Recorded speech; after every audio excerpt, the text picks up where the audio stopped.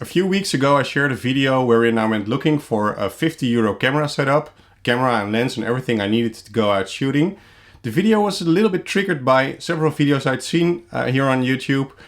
Photography on a budget, where the budget would be €500, even €1,000. And I remember thinking that didn't seem like much of a challenge to me. You can get great gear for that kind of money. So I was interested in what you would be able to do with an actually small budget. I more or less randomly picked a number that I thought would be really low, like an actual challenge to get something decent with to shoot. Maybe even slightly too difficult, too low. So I picked €50. If you haven't seen a video where I went looking for the camera and finally got it, you can check that out here. What I landed on was this Olympus E410. The E410 is a 10 megapixel DSLR from 2007. It's a small, lightweight 4/3 camera, and the one I found came with a 14-42 f3.5 to 5.6 kit lens, the original packaging and everything else I needed, cables, CF card, charger and so on. So I brought along the E410 on the family trip we were going on. We visited a few locations. We went to Bergen, which is in Noord-Holland in the Netherlands. We also went to the Waddeneiland Texel, and unfortunately throughout our trip we didn't have the best of weather, but still there were a few days and 1 or 2 mornings where the weather was kind of nice and I could go out with the E410. To be honest, I think I shot about 80% on that trip with the E410. I also brought along my EM1 Mark III. I had hoped to photograph birds on the island of Texel. I didn't shoot so many, to be honest. So I pretty much used the E410 for capturing our trip, our family, the walks and places we visited on our vacation. So today I'm going to share some of the results that I got out of the E410, as well as 5 takeaways that I got from this whole experience, shooting a €50 camera setup in the past few weeks. So let's go. Takeaway number 1. Digital cameras have been good enough for a long time. So while this 2007 Olympus E410 was new to me, I do own its successor, the E420, as well as a few other 4/3 cameras from around that time. I also own several early micro 4/3 cameras like the Pen EP1 from 2009, and I still shoot many of those cameras frequently. So it didn't really come as a surprise to me that this Olympus E410 did pretty good in, most of the situations I encountered during my trip. Sure, modern cameras offer more megapixels, faster processing, all kinds of features that older cameras like this one doesn't have. But for many of the everyday stuff, capturing your family, capturing landscapes or urban landscapes on photo walks, for most of the everyday stuff, a camera like this can do just fine if you know what you're doing. And I'm happy to say that for just €50, I've been able to capture at least 80% of what I encountered on our trip. Takeaway number 2. Any camera is better than no camera. And by any camera, I mean any dedicated camera is better than no dedicated camera. And this might be very personal, but this is definitely true for me. I also have a smartphone in my pocket most of the time, like most of you do. But to me, having a dedicated camera rather than a smartphone in my pocket means that I can do so much more photography-wise than I could do with the smartphone. And I know there's a lot of people who do amazing photography with their smartphone.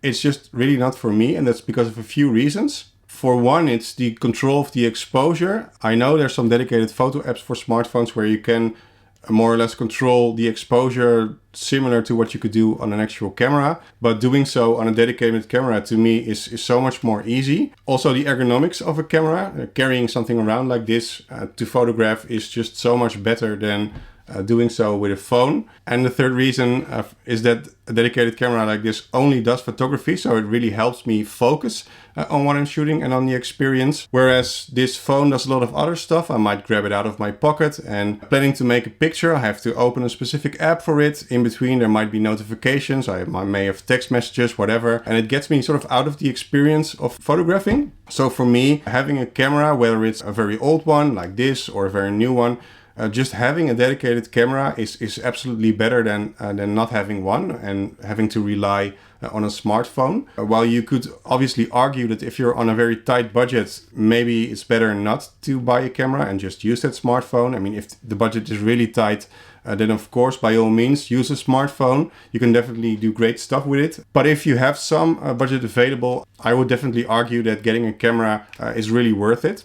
Takeaway number 3. Understanding the basics of controlling your exposure is more important than the camera you use for it. So, as with all my cameras, I use the E410 mostly in manual mode, meaning I set the aperture, shutter speed and ISO all manually. Those 3 are what you call the exposure triangle. It goes a little bit out of scope of this video to really get into that. There's great resources about the exposure triangle online if you're interested. So look for that if you want. But I control them manually because I want to control my exposure as good as I can. I want to decide what's in focus and what's not, or if everything should be in focus, how fast the shutter speed should be, if I want to freeze any movement or not, or maybe have some movement on purpose in my photography. I think a lot of that is really what the fun of photography is about, to make all these tiny decisions in the moment, to really be present, to purposefully think of what you're doing and about the outcome that you're trying to get. And I found that if you understand these basics and know how to apply them, you can apply them with a very modern camera. You can also apply them to using an older camera like this one. It doesn't really matter. But if you do understand these basics, that really goes a long way in being able to shoot with just about anything. That allows you to control those basics. In the week after our vacation, I took this camera out a few more times because I was really enjoying it and I wanted to try it a little bit more when the weather finally got a bit better. So there was this situation where I was out walking in the local nature reserve, Zonneveld, here in The Hague. And there were quite some heavy contrast, high dynamic range scenes where the sky was already quite light early in the morning and the land was still quite dark under the trees. There was still a lot of shade. So I was shooting in aperture priority mode and the auto metering of the camera sort of got the scene slightly wrong, or I got it wrong, you could say. I slightly overexposed it, losing a lot of detail in the sky, which I couldn't recover in post. Fortunately, I immediately had a hunch that this was the case, so I took a second shot underexposing the scene, getting all the detail in the sky. So I was fortunately still able to get the shot. So in that moment I was happy that I knew these basics and understood how to control the exposure and also how to apply it in the conditions I was facing, so I was still able to get the shot. So understanding how to control the exposure, very important in my opinion, and much more important than the actual camera you use to capture it. Takeaway number 4. It's all about the moment. And by moment, I mean the moment of taking a photo, the primary subject, secondary subjects, the scenery, the light you're facing, all of these conditions together, everything that goes into the photo which makes this moment that you're shooting. So when all of these conditions come together, you'll probably be able to get a great shot. And when they don't, it might involve some work to get a decent photo out of it. And you know, when the subject is not really interesting and the light's not really interesting, you'll probably never make a great photo, whether you're using a state-of-the-art modern camera or you're using this older camera. But I also found that the other way around is just as true as well. I found that when I ran into some beautiful conditions at the lighthouse on Texel, the Ireland lighthouse, I was able to get some beautiful shots with the Olympus E410. I was then there on an early morning near the end of our vacation. And finally, we had a beautiful morning, so I got out really early because I really wanted to capture the lighthouse early morning. And I shot about 75% of morning with the Olympus E410. I also did a few shots with my EM1 Mark III with the 12-40 from Olympus next to it because I sort of wanted to compare the results.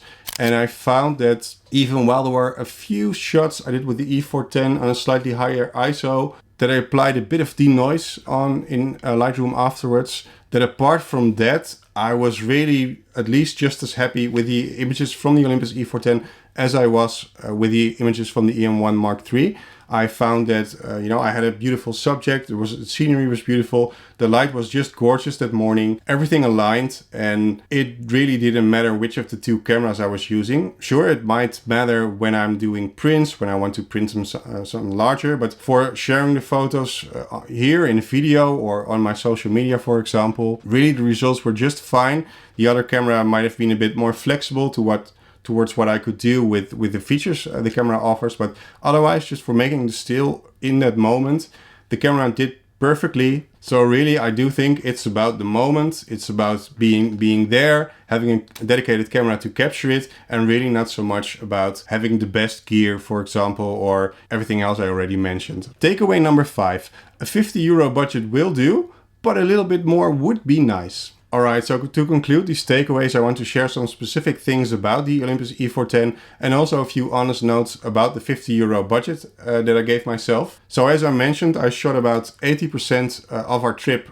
with the Olympus E410, and I used it for a few walks around my house as well. And overall, I've been quite happy using the Olympus E410. I've sort of respected its limitations while also trying to push its limits here and there to really see what I could get out of it. Now, pros for this camera specific is that it's very small, it's a very light camera, it's very easy to operate even with one hand. You know, the on and off button are here on the right as well. I can just switch it on like this.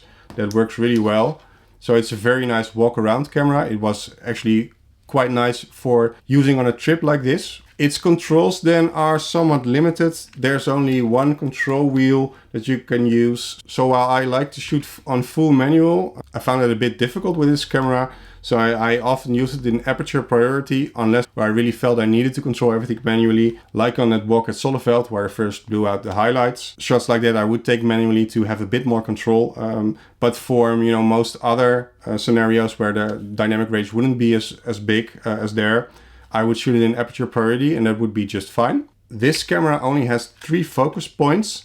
So what I would do is use only the middle point and then get something in focus and then recompose when I need it. And for me, that works just fine. That's also what I like to do with newer cameras most of the time. But if you're used to more focus points on the screen, you might have to get used to that because a camera from this era will most likely have either, 3 focus points like this one does, or at least not as many as modern cameras have. So I really, really like the colors that come out of this camera. This is not a CCD camera, but I do find that with many of these cameras from this era, there's just something slightly different than what modern cameras produce. But I find that with these early 2000s to 2010 cameras, there's just something slightly different about the images that come out of it. They feel a bit more filmic, if you will. And I just really like them. Also, even because I shoot mostly RAW and not JPEG straight out of camera, I like to post-process my pictures. And I still feel that the whole feel of the files still really came forward in the RAW files. And I really like editing them as well. That went really well. Also, you very quickly get some noise on the files. And I think if you keep it below 400 ISO, that's not really an issue. I even think it looks quite nice. I tried a few of the shots from this camera with some more denoise and I found they were too clean. I like them better with a little bit of noise, so I kept that in most of the files. I've also printed a bunch of images that I took with this camera. I did a few small to medium ones and I really liked what I got out of it. I was in fact quite a bit surprised. For the E300 review that I did a little while ago, I also made some prints. That camera is a bit older than this one. And I wasn't super excited about the prints from the E300. And I found that the prints from this E410 were quite a bit better. And overall, I'm quite pleased with these. I wouldn't go larger than A4, but why would you if you make a small print to frame or you want pictures for a photo book? That's definitely a serious option with a camera like this, so I really like that as well. About this 14-42 kit lens that's on this camera, it did reasonably well for most of the stuff I did. If I would have had a bit more budget, I would have preferred something that would let in a bit more light. You have, for example, for the system, this 14-54, 2.8 to 3.5 lens, which is slightly bigger and slightly heavier as well, by the way, but it lets in more light. I think it's a bit sharper as well. So that will be a really nice upgrade for the lens. There's also this 25mm f2.8 pancake lens, which on a small body like this, of course, would work really well as well. This is a really nice lens for the 4/3 system. But both of these lenses are quite expensive. So you would need quite a bit more budget to get a setup like that. Which brings us to the budget. I felt that this camera served me quite well. I think for just €50, I was able to get a really nice camera and lens combination that I was quite happy with. That has really served me well over the last few weeks. It's given me plenty of control, very decent images, and most importantly, it's brought me joy. I really enjoyed shooting this camera, and for me, that's probably the most important part of photography. You want to have a good time going out to shoot, and I did with this camera. However, I also think that it's fair to mention that with a slightly bigger budget, I would say somewhere probably maybe 150 to 200 euros would get you a slightly newer camera that would perhaps give you that dual control to shoot manual more easily. It would probably get you more focus points, and the auto metering of the camera would probably work a bit better as well. Or you would be able to get a slightly better lens, maybe an extra lens. But overall, what I found is that whether you have 50 euro to spend or 100 euro or maybe 150 to 200, as I just mentioned, I think you can actually get a setup for that you can get really nice results with, and you absolutely don't need that 500 or 1000 euros even to go out shooting and have a good time and get decent images.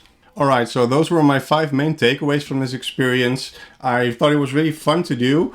And I also have one more thing that you might be actually waiting for, which is the giveaway of this camera. Because like I promised, I will be giving away this camera with its original box, everything that came with it. There's a charger, there's all kinds of cables and stuff in this box. And that's going to one of you. So I'm going to put these aside, and then we're going to pick a winner out of all of you who commented. So in the first video, I asked you to put it in a comment to explain why you would like to have this camera if you wanted it. And then for everyone else to vote for their favorite comment. What I unfortunately didn't really realize is that it's very easy to just like comments a lot of times. I found in a few cases there were comments that within minutes had several dozens of likes. And I wasn't totally sure where all of those likes were coming from. So to give you all a fair chance at winning this camera, I will be picking a random comment from the comments, so everyone has a chance at winning it. So let's do that. Find a website that allows you to pick a random comment from a specific YouTube video, and that's what I'm going to use to pick one of your comments to select a winner. So let me paste in the URL of our video. Don't include replies, don't allow duplicates. Seems about right, so continue. It grabs all of the comments. I think there's 49, that seems about right. And now we're going to say pick a winner. So let's see who pops up. Alright, so we have Harsh Vardan. I am probably not saying that right at all. I'm sorry. So your comment was great camera, such a competitive price. I would love to take this camera to photo walks with my college society. You use your smartphone to shoot photos, which doesn't shoot manually, like I mentioned earlier in this video. And it does not allow you to learn more about real photography. So having an actual camera will be a great experience, and you will definitely boost your confidence when shooting with my peers. Well, that sounds really cool. So I will try to get in touch with you as soon as possible, and we'll get this camera and this whole setup sent to you. I will also include some of the prints from the photos that I did with this camera, as I promised in the first video. And then of course, Harsh, I'm also really interested in what you will be doing with the camera. So please, once you have it and you've used it for a little while, do share your results with me. I'm happy to share them on this channel. I have no idea at this moment where you are in the world, but I would be very interested in seeing the area where you live and where you would use this camera. So in time, please do share your results. Congratulations again. And to everyone else, thanks for watching this video. Thanks for watching this series and my channel in general. If you enjoyed this video, please give it a thumbs up. And perhaps also consider following this channel. I found that most of you who watch my videos are not subscribed to my channel. Subscribing does really help me to grow this channel, to do more of these videos, to do more of these giveaways in the future as well. So if you want to consider doing that, I would be very grateful. Thanks. Hope to see you next time. Bye.